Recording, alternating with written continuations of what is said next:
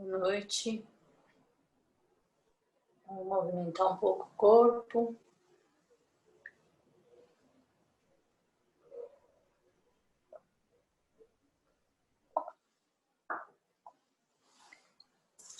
Espero que vocês estejam bem.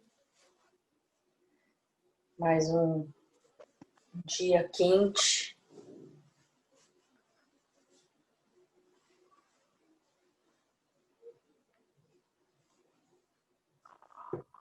Foi muito boa a nossa reflexão de ontem, né?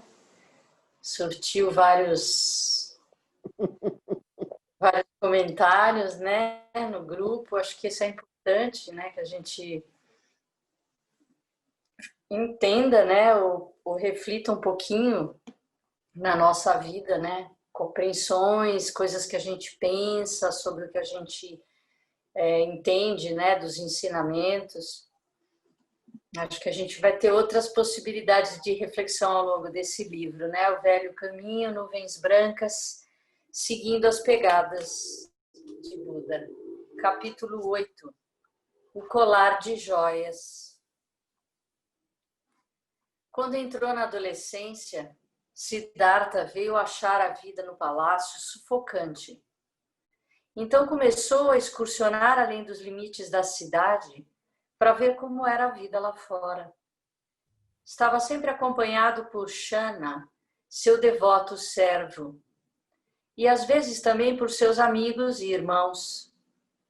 Shana era responsável pelos cavalos da carruagem de Siddhartha, e ele e o amo trocavam turnos, segurando as rédeas. Como Siddhartha jamais usava o chicote, o serviçal também não o fazia. Siddhartha visitou cada canto do reino Shakya, desde o acidentado sopé das montanhas dos Himalaias ao norte, até as grandes planícies ao sul. A capital, Kapilavastu, situava-se na região mais rica e povoada das terras baixas.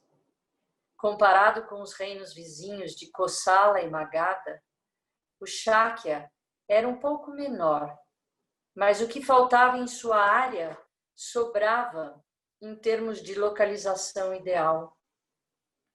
Os rios Rohini e Banganga, que nasciam nas terras altas, desciam para irrigar suas ricas planícies. Eles continuavam a fluir na direção sul e se juntavam ao rio Hinanyavati antes destes desaguar no Ganga. Siddhartha amava sentar-se na barranca do Banganga e ficar olhando o fluir das águas. Os moradores ribeirinhos acreditavam que as águas do Banganga podiam lavar o mau karma, tanto da vida presente quanto das vidas pregressas, e assim, com frequência, mergulhavam nele, mesmo a temperaturas congelantes. Um dia, enquanto estava sentado ao longo da barranca, junto com seu servo, Siddhartha perguntou: Shana, você crê que as águas deste rio podem levar embora o karma negativo? Deve ser assim, Alteza, pois de outro modo, por que tantas pessoas viriam aqui para se lavarem? Siddhartha sorriu. Bem, então o camarão, o peixe e as ostras, que passam suas vidas inteiras submersos nestas águas, devem ser criaturas mais puras e virtuosas de todas. Shana replicou, bem, ao menos posso dizer que banhar-se neste rio levará embora a sujeira e a poeira do corpo. Siddhartha riu-se e bateu no ombro de Shana. Com isso, certamente estou de acordo. No outro dia, quando retornava ao palácio, Siddhartha ficou surpreso ao ver Yasodhara em uma pequena e pobre vila, acompanhada de uma de suas servas, cuidando de crianças que sofriam de doenças nos olhos, gripe, desordens de pele e outros padecimentos. Yasodhara estava vestida de modo simples, mas ainda assim ela se assemelhava mais a uma deusa surgida entre os pobres. Siddhartha ficou profundamente comovido ao ver a filha de uma família real pôr de lado o seu próprio conforto para que pudesse tomar conta dos despossuídos. Ela enxaguava seus olhos e pele infectados, prescrevia medicamentos e lavava suas roupas. Princesa, quanto tempo faz isso? Perguntou Siddhartha. É maravilhoso ver você aqui. E Yasodhara ergueu o olhar, pois lavava o braço de uma garotinha. Por mais de 2 anos, Alteza, mas é apenas a segunda vez que estou nesta vila. Eu sempre paro aqui, as crianças me conhecem bem. Seu trabalho deve proporcionar um sentimento de grande satisfação, princesa. E Yasodhara sorriu sem responder. Ela se curvou para continuar lavando o braço da garotinha. Naquele dia, Siddhartha teve tempo de observar, de conversar com Yasodhara por longo tempo. Ficou surpreso em saber que ela compartilhava muitas de suas próprias ideias. Yasodhara não se contentava em permanecer nos aposentos das damas, obedecendo cegamente à tradição. Também havia estudado os Vedas e secretamente se opunha às injustiças da sociedade. E assim como Siddhartha não se sentia verdadeiramente feliz sendo um membro privilegiado de uma família real abastada, abominava as lutas de poder por meio da corte e mesmo entre os brahmanes. Sabia que, como mulher, não poderia conseguir grande mudança social. Assim, havia encontrado um jeito de expressar as suas convicções através do trabalho com caridade. Esperava que seus amigos pudessem ver o valor de suas ideias através de seu exemplo. Desde o dia em que a vira pela primeira vez, Siddhartha havia sentido uma afinidade especial por Yasodhara. Agora, ele se encontrava encantado com cada palavra que ela dissesse. Seu pai havia manifestado o desejo de que se casasse logo. Talvez Yasodhara fosse a mulher certa para ele. Durante os encontros musicais e atléticos, Siddhartha havia encontrado muitas moças charmosas. Mas Yasodhara não era apenas a mais bela, era a única com quem ele se sentia alegre e contente. Um dia, a rainha Gotami decidiu organizar uma recepção para todas as moças da capital. Pediu para Pamita, a mãe de Yasodhara, ajudá-la nos preparativos. As jovens de Kapilavastu foram convidadas e cada uma delas seria presenteada com joias finas. A rainha Pamita sugeriu que o próprio Siddhartha entregasse cada presente. Dentro do mesmo espírito com que Yasodhara havia recepcionado os convidados que assistiram à competição de artes marciais. O rei Suddhodana e os membros da família real estariam presentes. A festa ocorreu numa noite deliciosamente fresca. Alimentos e bebidas foram servidos nas salas palacianas, enquanto músicos entretinham os convidados. Embaixo do brilho refulgente das luzes de coloridas lanternas, graciosas jovens chegaram, vestindo saris multicoloridos que tremuluziam suas douradas costuras. Uma a uma, elas passaram diante dos dignatários reais, incluindo o rei e a rainha. Siddhartha, vestido com traje de príncipe, estava em pé à esquerda. Atrás de uma mesa coberta de colares de pérolas, ouro e gemas preciosas, para presentear cerca de 1000 jovens donzelas. A princípio, Siddhartha se recusou a entregar os presentes pessoalmente, Mas Gotama e Pamita suplicaram a ele. Seria uma grande honra e felicidade para qualquer pessoa receber um presente diretamente do príncipe. Você deveria reconhecer isso, disse Pamita, com um sorriso convincente. Siddhartha não queria recusar a oportunidade de dar alegria aos outros e assim concordou. Mas agora, diante de milhares de convidados, Siddhartha não sabia como poderia escolher o presente adequado para cada uma das moças. Cada menina passava diante da vista de todos antes de se aproximar dele. A primeira mocinha a ser presenteada foi Soma, filha de um príncipe. Conforme instruída por Pamita, ela subiu as escadas do estrado real. Parou para reverenciar o rei e a rainha, além dos distintos convidados, e então seguiu lentamente na direção de Siddhartha.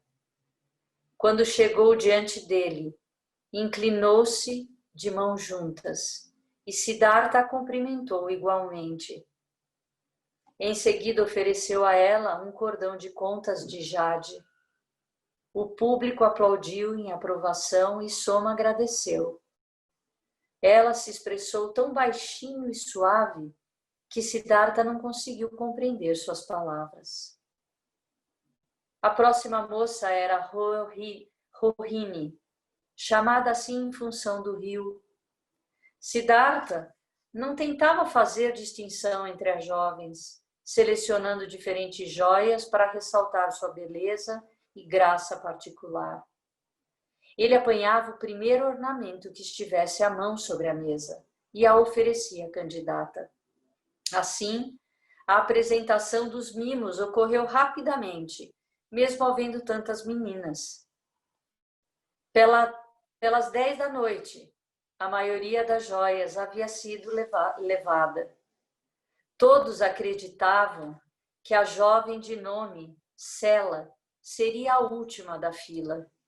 Porém, assim que Siddhartha imaginou ter finalizado sua árdua tarefa, uma outra jovem apareceu, vinda da audiência, e lentamente percorreu o caminho através das escadarias. Tratava-se de Yasodhara, vestindo um sarir de cor marfim tão simples e luminoso quanto uma brisa fresca da manhã. Ela fez sua reverência ao rei, à rainha, sempre graciosa e natural. Aproximou-se de Siddhartha, sorriu e pediu: Sua Alteza, ainda teria algo para mim? Siddhartha olhou para Yasodhara e então fitou, atrapalhado, os ornamentos remanescentes sobre a mesa. Ele parecia frustrado. Não havia nada na mesa que pudesse estar à altura da beleza de Yasodhara. De repente ele sorriu. Apanhou o colar que envolvia seu próprio pescoço e retirou-o para Yasodhara. Este é o meu presente para você, princesa, disse. Yasodhara respondeu: Vim aqui para honrá-lo. Como posso levar embora o seu próprio colar? Siddhartha então retrucou: Minha mãe, a rainha Gotami, frequentemente diz que fico melhor sem joias. Por favor, princesa, aceite este presente. Ele fez sinal para que ela chegasse mais perto, de modo que pudesse colocar o colar de contas brilhantes em seu pescoço. Os convidados aplaudiram ruidosamente durante alguns minutos. Todas as pessoas presentes ficaram de pé para expressar a sua alegria e aprovação. A sua alegre aprovação.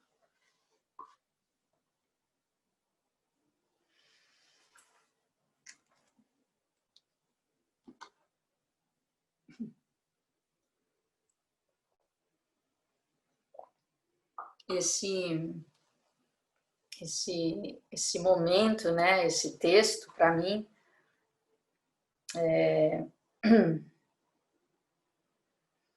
reforça muito o caminho das mulheres, né, no Dharma, que foi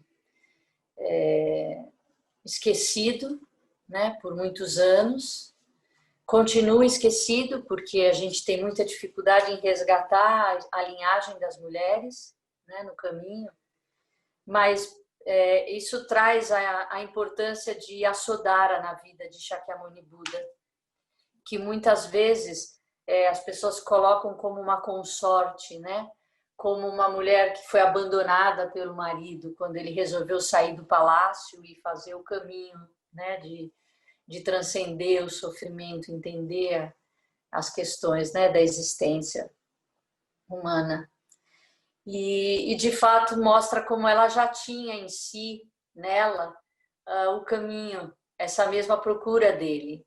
Mas as mulheres de fato não tinham muito oportunidades, né? Você vê como ela diz que ela decidiu fazer esse trabalho porque era a maneira que ela podia, de alguma forma,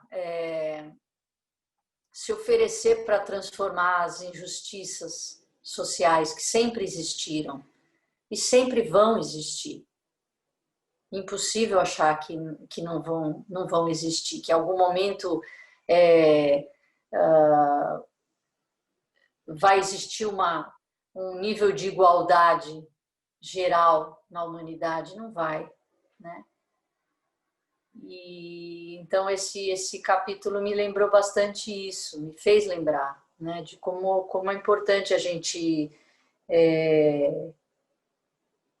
não discriminar, né? Não achar que porque a mulher tem menos condição e não achar que porque ela era esposa dele e ele saiu do castelo e ele acessou essa verdade, ela ficou aquém dele, né? Eu não sei se não é nesse livro, eu acho que é nesse livro que conta que ela sabia a noite que ele ia embora do castelo, que a história conta que ele fugiu, né, de madrugada, levando só a roupa do corpo, mas na realidade ela preparou a mala para ele, né? Ela não precisou falar, vai, eu te apoio, ele sabia que ela apoiava, porque ela já tinha o caminho nela, né? Então é bonito de ver, né? Que de fato não foi um casamento arranjado, totalmente arranjado, né? Teve um encontro verdadeiro dos dois, né? Com o que de fato motivava a vida dos dois, né?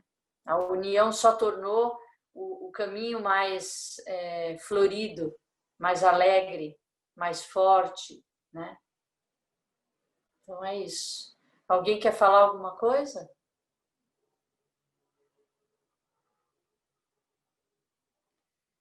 Quer comentar? Quer perguntar? Querem retomar a discussão de ontem?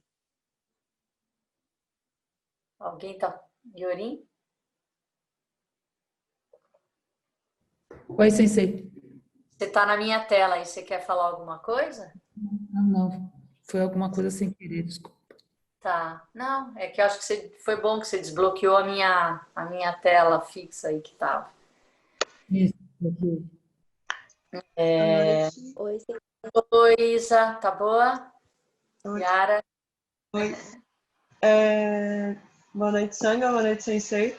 Boa noite. Gostaria de comentar só isso, né? Porque eu já havia tido acesso à história de Shakyamuni Buda, só que diferente, esse livro ele aprofunda mesmo. E, por exemplo, esse lance desse encontro com a companheira dele, né? Em um outro livro que eu havia tido contato, mostrava como um casamento arranjado, realmente com essa distância e com esse apagamento da própria mulher na história, né? Então é bem interessante ter esse acesso de uma outra perspectiva também. Valoriza bastante o processo, assim. Obrigada. Eu também, eu acho que esse livro ele traz, você vai ver em outros momentos, ele traz a história da Mahaprajapati, a mãe adotiva dele, quando ela faz o voto, que ela é a primeira monja histórica, né? É bem bonito a passagem dela nesse livro também, Esse livro realmente ele é uma joia, assim, é um presente, né? Mas é isso. Obrigada. Mais alguém? Eu, Sensei, Hi, Vanessa, Vanessinha. tudo bem? Boa noite. Boa noite. Você trouxe na sua fala que é difícil esse resgate da linhagem feminina no budismo, né? E aí eu queria saber um pouquinho mais sobre isso, o que você tem a dizer a respeito, do porquê dessa dificuldade. Então, eu não sei exatamente em que momento que essa linhagem deixou de ser considerada, né? Porque lembra que a gente fala que os ensinamentos de Buda, eles eram oral e foram escritos 100 anos, alguns dizem 100, outros dizem 400 anos depois da morte dele, que começou a se registrar. Então, você imagina que no momento essa questão da linhagem das mulheres também se perdeu, porque querendo ou não, a história é contada por homens, né? Então, os homens de alguma forma eles excluíram as mulheres, né? Muitas vezes nessa maneira de documentar. A Monja Coen conta que parece que em algum momento a linhagem das mulheres monjas ela foi resgatada, mas parece que só o caminho que passou pela China é que foi reconhecido. O caminho que foi, acho que pelo Japão, não foi reconhecido. Agora, por que isso se perdeu, de fato, não tem muito como resgatar, mas já existem grupos resgatando. A gente recita a linhagem das mulheres já, né? No Rohatsu Sesshin, que a gente fez o ano passado aqui, a gente recitou um dia a linhagem dos homens e um dia a linhagem das mulheres. Mas a gente não tem elas juntas, né? Porque se Mahaprajapati viveu na época de Shakyamuni Buda e ela foi reconhecida como uma mulher da linhagem, por que a linhagem não é mista? Porque a gente hoje lê a dos homens e lê das mulheres separado. Só que mulheres ordenavam homens, homens ordenavam mulheres. Em algum momento, isso andou meio dissociado, né?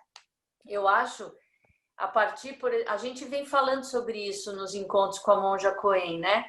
Como o livro que a gente recita, a linhagem, vem Yogo Suigan, Zengetsu Suigan, que é o mestre dela de transmissão, e a gente fala o nome dela, Shingetsu Koen, né? Então, o livro da nossa sanga hoje, quando eu recito, eu já ponho o nome de uma mulher, que eu já ponho o nome dela. E quando tiver os próximos, agora vai começar a misturar. O Dengaku Sensei lá em Porto Alegre, ele lê Zengetsu Suigan, Shingetsu Koen e o nome dele e depois os discípulos dele. Então, vai começar a ter um nome, vai ter que começar a ter uma linhagem mista, homens e mulheres juntos, caminhando juntos, né? Mas a gente tem um trabalho aí de resgate, né? Essa linhagem que eu recito, que nós recitamos, foi uma linhagem que a Ingetsu me mandou do Zen Center de São Francisco, né? Por exemplo, ela me mandou a linhagem que eles recitam lá. Só que a forma que eles recitam, o nome, não é Daiyosho, que nem a gente recita, os homens, né? A gente faz Bibashi Butsu Daiyosho, Shikibutsu Dai, que são os Budas anteriores, a Shakyamuni Buda. Aí entra Shakyamuni Butsu Daiyosho, Makakasho Daiyosho, Ananda Daiyosho, porque o Daiyosho é um título que o japonês usa para designar mestres que já transmitiram, já tiveram discípulos. E na linhagem que a Ingetsu me mandou, não é Daiyosho que eles falam um outro nome, que eu acho que é Palis, não sei. E o que eu fiz? Eu redigitei os nomes das mulheres, eu vou trazer para vocês, tá? Eu vou pegar lá no mosteiro sexta-feira, que eu acho que não tenho aqui, senão eu teria que imprimir no computador. Mas eu vou pegar no mosteiro, como que a gente recita. E eu coloquei Mahaprajapati Dayosho, Sujata Dayosho. Eu fiz que nem a gente faz para os homens. Por que que para as mulheres de outra forma, né? Então a gente recita também com Dayosho. Mas a monja Coen me mandou Adorei. a linhagem que é da casa dela, que é do Zen Center de Los Angeles, que não é o mesmo que a Ingetsu vive, que a Ingetsu pratica. A Ingetsu está no Zen Center de São Francisco, que pega a linhagem do Suzuki. O Zen Center de Los Angeles pega a linhagem de Maizumi Roshi, que foi o mestre da monja Coen. Então, ela prefere que a gente recite a linhagem que o Zen Center de Los Angeles está resgatando, que é um pouquinho diferente. Eu tenho que fazer essa junção agora. Pegar o que a Ingetsu me mandou, porque até um certo ponto é a mesma e tem uma hora que divide. Então, para a gente recitar a linhagem que passa pela monja Coen, que vem da família, vamos dizer, da escola, da linhagem dela. Mas a gente já tem essa linhagem. Só que a gente tem até mulheres antigas. Por exemplo, eu tô louca para chegar uma hora em que eu possa recitar o nome, por exemplo, da Charlotte Jokubeck, né? E para mim ela está na minha linha de consanguinidade, por mais que eu nunca tenha conhecido, mas eu gostaria de recitar o nome dela numa linhagem, né? Tem pessoas vivas ainda que eu acho que vão entrar a Shundo Aoyama, que é a mestra do Mosteiro Feminino de Nagoya, reconhecidamente uma grande mestra, e devem ter outras que eu acho que a monja Coen vai poder em algum momento elencar, né? Agora, como que a gente resgata dessa última que está reconhecida nessa linhagem do Zen Center e traz para dar continuidade, né? Uma hora nós vamos ter que contar essa história, né? Do budismo no Brasil, né? E certamente a monja Coen vai estar, né? Na minha linhagem ela já está, certamente, né? Então é um desafio, vai ser um desafio para a gente.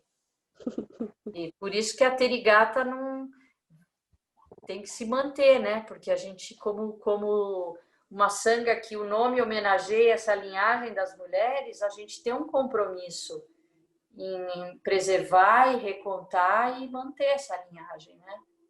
Cada vez mais que a gente puder juntar de informação, vai ser uma alegria de estudo, né? Pra gente. Muito bom. Grata, Sensei. Obrigada, Jean, pela pergunta. Mais alguém? Arro? Getsu tá aí, pronto. Você sabe que você falando, eu fiquei curiosa. Eu vou tentar descobrir como que eles fizeram essa linhagem. Então, vamos atrás. Vou tentar descobrir. Como que eles recitam? Você lembra? Acharya. Acharya. Então, aí o que eu fiz? Eu tirei o Acharya e botei e ficou super legal. E do jeito que eu montei, assim, em 3 dobras, ficou incrível, porque ficou a linhagem na Índia, a linhagem na China e a linhagem no Japão. Porque tem os nomes japoneses, né? Sim. E ficou super legal, assim. Mas a monja Coen me mandou durante o Rohatsu, que eu passei para ela, que a gente estava recitando, e ela me mandou a linhagem do Zen Center de Los Angeles, que vai parecido até um ponto. Tem uma hora que divide, que separa. Eu não sei, eu não parei para fazer. Eu acho que isso era um trabalho legal para fazer. Eu posso te mandar o arquivo que ela me mandou da linhagem do Zen Center de Los Angeles, para a gente ver até onde elas vão iguais e onde elas se separam. E aí saber como que eles resgataram. E talvez falar com a Gyoko Roshi, que é do Zen Center de Los Angeles, a Roshi pediu para eu falar com ela, mas meu inglês é tão insuficiente que eu tenho que pedir para alguém, eu escrevo em português, eu peço para alguém traduzir, eu mando para ela, é muito chato. Aí ela responde para mim, eu peço para alguém, sabe? Então, de repente, se você se animar, você pode fazer o contato. Eu posso te apresentar e você fala através, né? Falamos meio junto, copiadas, para a gente tentar entender como é que ela achou também. Como que eles acharam em São Francisco e como que... Acho que seria um trabalho legal de fazer, importante. Você sabe que teve um período de prática do Upaya Zen Center, que eu fiz o Sextim, mas foi um período de prática que foi só estudando as mulheres. Então, talvez fazer o contato lá com a Halifax, né? Com a Rochi. Tem uma discípula dela que eu conheci quando eu fui primeiro para os Estados Unidos, então, mesmo que eu não consiga, posso tentar falar com a Halifax mesmo, mas se não, tem uma outra pessoa que eu sei que dá para conversar. Então, e falar, ó, tem a Sangha no Brasil, que o nome é Terigata, que é uma homenagem à linhagem, que está querendo fazer disso enfim, se aprofundar, conhecer, tem algo que você pudesse ajudar a gente a resgatar, e eu acho que seria legal, talvez esses 3 grupos, né? Acho que seria bem legal isso. Vamos fazer. Não, bora. Legal. Então, tá bom. Tem mais alguém? Wahoo. Ai. Oi, Paulo. Oi, Paulo. Agora Boa veio tua noite. carinha. Boa noite. Eu só queria fazer um comentário sobre a conversa do grupo. Eu não participei da conversa ontem. Eu acho que vocês conversaram bastante, enfim. Mas uma questão me intrigou, assim, e me chamou a atenção. Porque você se colocar em relação a um atentado à vida não significa se colocar partidariamente, né? E sempre vai ter um lado quando você se coloca numa questão.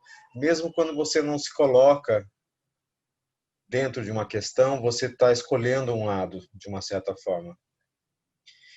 E nesse caso,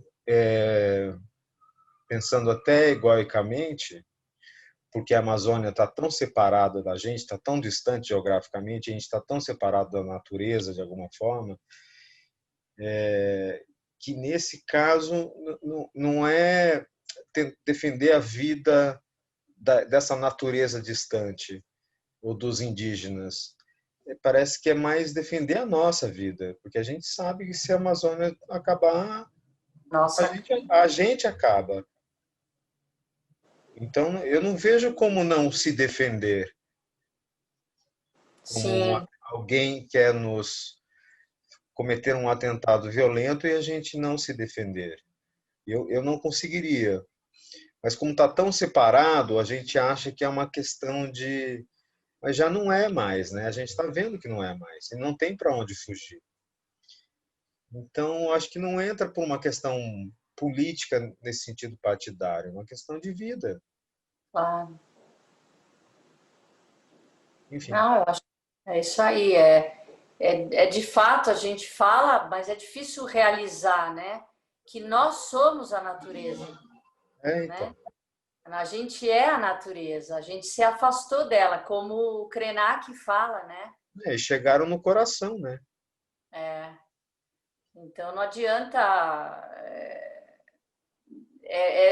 romper essa barreira, eles e nós, né? Sair da polarização, sair de uma discussão que não gera mudança, né? Que só fica puxando a corda, né?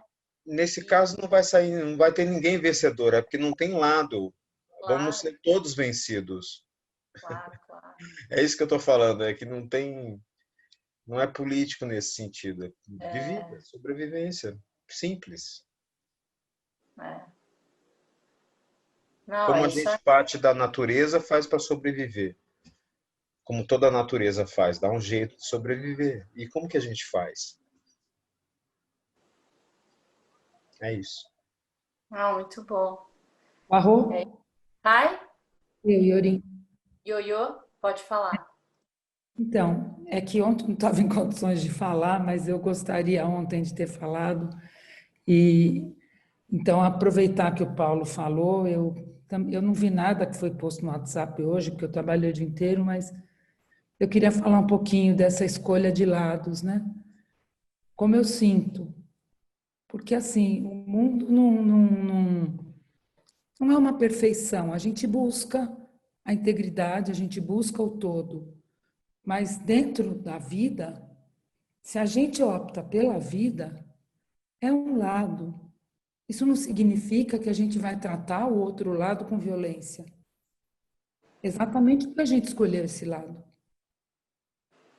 Mas não estou falando em política partidária, mas é uma escolha política isso. Quando você diz que eu quero o azul e não quero o amarelo, é uma escolha. Então, dentro desse todo, tem uma escolha. No grau que a gente está dentro do mundo, dentro do desenvolvimento da Terra, tem uma escolha e a gente se escolhe desse lado, inclusive contra a violência. Não quer dizer que eu escolhi esse lado, que eu vou querer matar o outro, que eu vou querer ser violenta com o outro. Não. Eu tenho que me trabalhar para isso. Ontem eu queria ter falado isso, mas não estava em condições, mas hoje eu falei. Ah, mas que bom. Eu acho que a vida, a viver é escolha, né? Lembra, a gente já leu isso nos textos. Você escolhe sair para tomar o café da manhã ou ficar mais tempo na cama. Tudo é escolha. Ah, eu vou primeiro fazer zazen, acho que é a Joko que fala isso, né? Então, a gente está constantemente escolhendo. E são as nossas escolhas que movem a nossa vida, né? E a nossa vida move o mundo. Em proporções pequenas, maiores, menores, não importa, mas movimenta o mundo, né? E agora que a gente tem que entender que a nossa visão é limitada, nós temos que entender. Então, a gente tem que parar de ter verdades absolutas, né? Inclusive sobre o que é violência e o que é justiça, porque a nossa visão é pequena. Às vezes é isso, às vezes eu estou achando que eu estou sendo justa e para o outro eu não estou sendo justa. Às vezes eu acho que eu estou sendo violento e para o outro ele acha que não está. Então, essa discussão ela é interminável se a gente ficar tendo a gente como a referência, nosso ponto de vista como referência. Mas no nosso caminhar, são os nossos pés que vão para frente, não é o teu pé. Para eu caminhar, eu tenho que andar. Né? Ainda não aconteceu isso de você comer e eu ficar saciada da minha fome. Eu ainda preciso comer. Então, eu preciso fazer o meu caminho. E aí eu tenho que fazer escolha o tempo todo. Né? E admitir quando eu errei na escolha, ou quando eu não fui suficiente, né, para dar conta da escolha até o final. Eu comecei e parei no meio do caminho. Também acontece. Eu me engajo, eu começo a fazer e dali a pouco eu vou deixo os outros seguirem. E aí esse outro carrega o meu movimento também. Só que eu não estou mais lá para dar cara para bater, eu não estou mais lá para responder, né? Então eu me colei naquilo. Quando eu votei em alguém que eu não acompanhei, eu me colei na atitude daquela pessoa e não fui responsável pelo caminho todo, né? Então, eu acho que essa é a responsabilidade nossa quando a gente está em vida comunitária, né? É o ônus de viver em sociedade, como disse um advogado amigo meu. A gente é responsável, às vezes, pela atitude do outro, porque a gente colou com ele em algum momento, né? Ou porque votou, ou porque deu poder, né? Então, é isso aí. Muito bom, né? Eu queria falar, posso? Pode, Mioshin. Você está me ouvindo? Estou te ouvindo. Tá. Não, eu queria fazer uma pergunta. Buda não escolheu? Ele saiu do palácio. Ele saiu. Isso é um exemplo que para mim, é incontestável, né? Não é? Buda saiu. Ele escolheu. A Sodara saiu. Ela falou que ela também discutia as escrituras. Não, eu acho que é isso aí. É o que a Yorin falou. Todos nós somos seres políticos. A gente pode não ser partidário, não participar da política partidária, né? Mas somos seres políticos, claro, todos nós, sem exceção, né? Muito bom. Tá bom. Muito obrigada. Quem? Oi, é Caio. Oi, Caio. Não, só para complementar nesse ponto, o que para mim eu acho que eu não tenho dúvida do que, igual a Yorin colocou, de que a gente toma um lado que é o lado da vida. Mas o que eu sinto é que a gente está num ambiente polarizado, onde as pessoas, para criticar o A que está no poder, fica entre A e B e esquece que para a gente defender a vida, a gente tem uma miríade de outras opções que não é necessariamente só B, né? E às vezes eu sinto que as nossas atitudes, nosso ímpeto de criticar aqui fortalece um ambiente polarizado que não enxerga outras opções para além de B. Quando a gente tem C, D, E, F, G, várias outras coisas que de repente estão muito mais fortemente aliadas à vida do que B. E um outro ponto que eu acho que isso também favorece é de que nesse ambiente polarizado as pessoas não conseguem enxergar que o B, durante muitos anos, criou várias causas e condições para que A estivesse no poder hoje. Porque o A é tão deletério que consigo enxergar que o que eu tenho sentido hoje é isso, assim, não é de não tomar lado no sentido de ficar numa geleia e não me posicionar politicamente, mas é que, sabendo que somos seres políticos, a gente tem que saber também que essas coisas tem muito mais, é igual você estava falando, né? A teia é muito mais complexa que isso. O que é certo, o que é errado, o que é justo, o que não é, Então, não sei, eu tenho tido menos certezas mesmo, porque eu vejo que esse ambiente polarizado, ele é mais deletério para a vida, que eu tenho sentido nas ações, assim, ele não favorece a vida, né? Simplesmente tomar um lado polarizado desse que eu tenho enxergado, ele não tem favorecido a vida, ele tem deixado, não sei, já me estendi. Eu vou lançar uma pergunta para todos.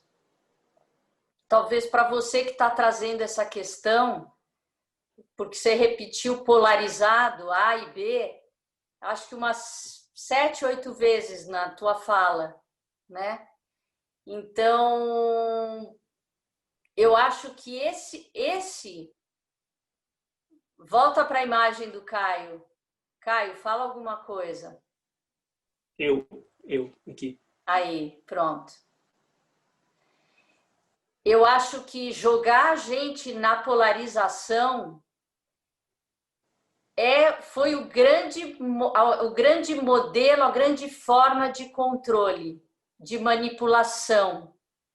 Nós, como praticantes, a gente não deve jamais acreditar que exista A e B. Nem no nosso questionamento. Porque se a gente em algum momento acreditou que tinha A e que tinha B e que B criou A, ou A é resultado de causas e condições do B, tem um equívoco na essência. Porque a gente, como praticante, sabe que não existiu e nunca existiu A e B.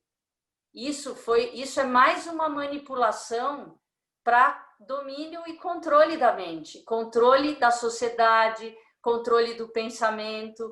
O que sempre existiu foi múltiplas escolhas, múltiplas ações. É porque é impossível o mundo ser reduzido em A e B. Isso é um equívoco. É o equívoco básico. Por isso que generalizações... Hoje eu tive uma conversa sobre isso com a minha mãe, sabe? Generalizar é o grande equívoco da vida humana. Porque eu nasci numa família judia, minha mãe é sionista. A minha mãe é a favor do Estado de Israel. E para ela é muito difícil entender que Israel não é um país perfeito, que estão querendo que o governo saia, que ela sempre achou que Israel era um país ideal. E eu falei, mãe, se a gente consegue hoje ver que tem judeus que apoiam movimentos nazistas, você fala, não, tem algo muito equivocado, porque quem viveu, passou por isso, não deveria apoiar. Mas nem isso dá para falar. Por quê? Porque nós somos seres humanos. Eu, numa condição de que eu talvez não consiga nem imaginar, talvez eu agisse igual. Alguém que violenta, alguém que machuca, alguém que abusa do poder, eu não sei, porque a gente não sabe as causas e condições da vida de cada um. Então, eu não acredito em A e B. Não acredito que exista A e B. Por isso que, para mim, eu nem parto dessa discussão, não perco tempo de justificar um e outro, porque eu não acho que foi... a teia é muito maior do que A e B. Agora, querem fazer a gente acreditar que um é responsável pelo outro, um criou o outro, um é pior do que o outro. Não é isso é uma discussão que, para mim, é perda de tempo. Para mim, é perda de tempo, porque você vê o universo de olhares que nós, nesse grupo, temos, porque as nossas experiências vêm de lugares diferentes. Eu jamais conseguiria discutir meio ambiente, porque eu sou muito ignorante nessa questão do meio ambiente. Mas hoje eu ouço que comer carne é uma coisa muito ruim, né? Por quê? Porque a indústria... né? Aí nós vamos abrir toda aquela discussão até postaram um vídeo aí na Sanga, achei incrível. Eu vejo quanto eu não conheço, então como que eu vou dizer que só existe dois? É o que você falou, tem uma gama entre um lado e outro, de uma riqueza. Por que eu vou me limitar a falar de A e de B? Né? Ou achar que Não, é muito vasto, é muito amplo. Mas é isso, também não posso ser ingênuo de achar que a gente não tem que atuar, que a gente não tem que se movimentar, que a gente não tem que ir atrás de informação. Então, a gente tem que ir atrás de informação para não falar besteira. Isso eu me preocupo muito, sabe? Puxa, não vou falar besteira. Se eu estou representando alguém que está falando uma coisa e está fazendo outra, então, né? Agora, como que eu me certifico disso? Não me deixo ser manipulado. Eu tenho muito medo disso, sabe? Porque a gente sabe que é fácil a gente ser manipulado, né? Então, a gente tem essa função como Sangha de se colocar, de orientar, de falar, olha, veja se isso não é um equívoco, né? O que você está falando, o que você está propondo. Eu acho que a gente tem... a gente precisa de escuta e pessoas que nos ajudem a ouvir muitas vezes, sabe? Eu acho que é uma riqueza essa discussão que a gente está tendo, de coração, porque a gente tem que ter confiança nesse meio de poder falar, sabe, sobre isso. Mais alguém? O Arru, Obrigada. Ai. só para complementar, mais um negocinho que ficou ali para mim é que, de uma certa forma, nós somos corresponsáveis aí toda a modernidade, em toda a nossa história, de construir essas dualidades, né? Tem muito pensamento, muitas camadas de pensamento, e a gente entra em conflito bastante. Mas, perante alguém tirando a vida do outro, eu tenho o direito de teorizar? Ou, no caso, a gente está vendo que está independente de quem está atacando fogo. Há todo um sistema que a gente está inserido. Ou se estão deixando. O quanto que a gente teoriza, pode teorizar e manter a dualidade perante a possibilidade de não existir vida. Não, eu acho que não. Eu acho que a preservação da vida é importante. Ninguém tem direito de... Mas se você entender que não matar para o budismo, em essência, não existe, porque nada pode ser extinto, tudo se transforma em vida novamente, não é? No que nós estamos falando? Todo ser, toda pessoa que morre, todo micróbio, inseto que você... partícula que você respira e mata, todo alimento que te dá vida, você está matando em essência ou você está transformando em vida? Então, muitas pessoas morrem para se manterem vivos de outra forma, né? A gente tem muitas pessoas na história que morreram para ensinar algo, deram a vida por algo, né? Então, também isso é difícil, nesse nível é muito difícil falar, né? É claro, em essência, ninguém deve tirar a vida de ninguém, né? Mas, às vezes, essa de volta à história, nós não sabemos a realidade toda. A nossa visão é muito limitada. Causas e condições estão fazendo com que nós estejamos vivendo juntos esse momento. Então, é isso, né?